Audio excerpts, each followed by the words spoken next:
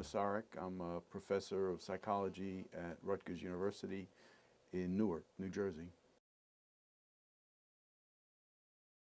Well, it was an interesting research study by Vance and Wagner that was done in 1975. It was a long time ago, but it was a very interesting study where they asked men and women to describe their orgasms in writing, and then they removed all specific references to the genitals. So you couldn't tell whether it was a man or a woman. These were college students describing their orgasms. And then they gave the descriptions. Each one was about a short paragraph of the description of the orgasm. They gave the descriptions to sex therapists and various experts in sexuality, MDs, and asking, can you tell which one is written by a male and which is written by a female? And the upshot of the experiment was that they couldn't tell the difference. They couldn't identify accurately whether the description of the orgasm was made by a man or a woman. So on that basis, my conclusion and their conclusion is that the feelings of orgasm, when you remove the specific reference to the genitals, or which difference between the genitals and the sexes, that the feelings of the orgasm are indistinguishable from each other, between men and women. Well, we don't really know why some women can't experience orgasms. Actually, that was, I started out by some years ago trying to find women who don't experience orgasms, to study them in looking at their brain activity during genital self-stimulation. And we identified one woman, and but just before she came to our lab, she said she got a new boyfriend, and now she's had her orgasm, her first orgasm. So that did it for that experiment. So we're still looking, and it is a very interesting question. We don't really know. I mean, certainly there are situations in which, with peripheral nerve damage or diabetes, these can impede the neural transmission, the sensory nerves. It's much more rare in the case of men. Kinsey reported that only a few, 2 or 3 of the men that they interviewed out of many hundreds could have orgasms by thought alone. But we have found a substantial number of women who can have orgasms just by thinking. And we've studied them, and we're continuing to study them. It's really very interesting. We measured their heart rate and blood pressure and pain thresholds, which is pain thresholds go up during orgasm. In other words, we found that women become much less sensitive to pain during orgasm, and also the pupils dilate. And all those measures, the heart rate, blood pressure, pain thresholds, and pupil dilation, they all about double during orgasm generated by genital self-stimulation. What we found is that we had 10 women in the laboratory who said that they could have orgasms just by thought. And we measured their physiological responses when they applied genital self-stimulation, actual physical stimulation. And then we compared it with when they said that they had orgasms by thought alone. And the physiological responses were essentially the same. They were indistinguishable. In other words, those women were really having orgasms just by thinking. And they had different ideas. We asked them what their thought process is to elicit the orgasm. And some said that they had erotic imagery, but others said that they had pastoral imagery, like walking along the shore on a warm summer day. Other women had a much more abstract image, such as imagining the energy moving up and down their bodies, the chakras moving up and down the bodies, and producing the orgasm.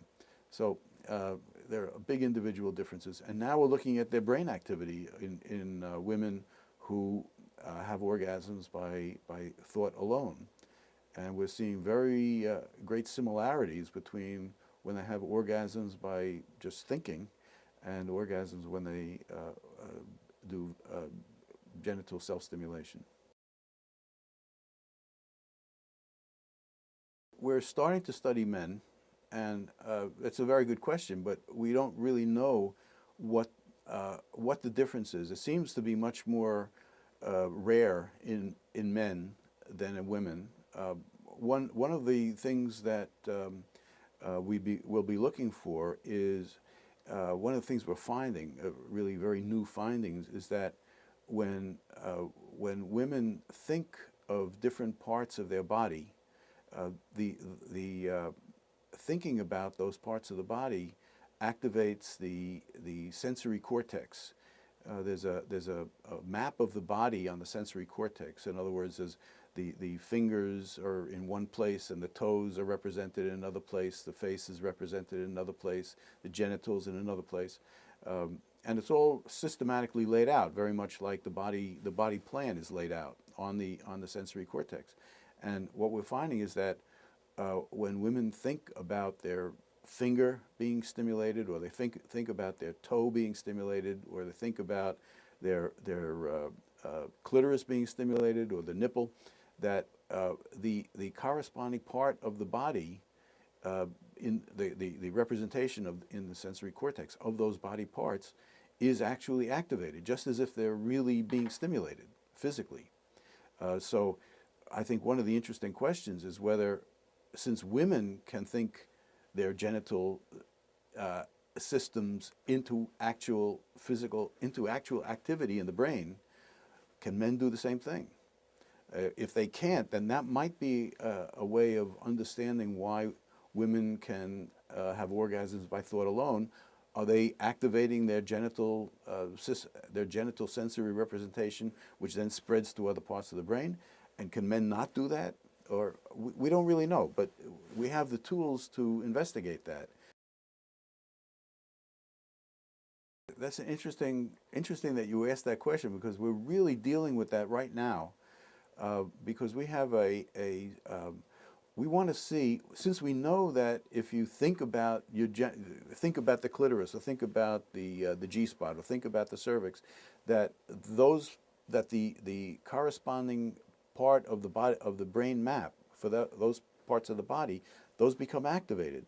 So one question is whether women who can think themselves to orgasm, do they think their genital activation, the brain representation of the genitalia into activity, and does that spread to the other systems that are involved in orgasm? How do they do it? We want to understand how they do it normally, and then the question is, what if we ask women to think about the genitals more intensively, or will they be able to intensify the response in their genital sensory cortex, and will that spread to other parts of the brain? Will that facilitate their orgasm? I mean, I think it could be very useful in women who say that they don't experience orgasms. It could be useful in women with spinal cord injury who can't feel their external genitals. Can they think their brain into greater activation, and will that facilitate their orgasm? It's a question that we are currently dealing with our brain research, and it's a very important and interesting question, and it could be therapeutically useful. One of the techniques that we've developed is to have the women in the scanner looking at their own brain activity in near real time. And the question is, if we can see our own brain activity in near real time in specific regions, can we voluntarily increase the activity of that part of the brain just by thinking about it? Just as we can think about moving our finger, and we can move our finger, we can wiggle our finger. We don't know what we do. We learned to do it as an infant because we got the feedback between what we see and what we do. Maybe we can do the same thing with the brain. If we see our own brain activity, maybe we can make it change, and maybe that's going to change we feel or the way we move. So this is a new technology of near real-time brain imaging, and with unlimited frontiers. We don't really know how far we can go with that, but it's a new approach.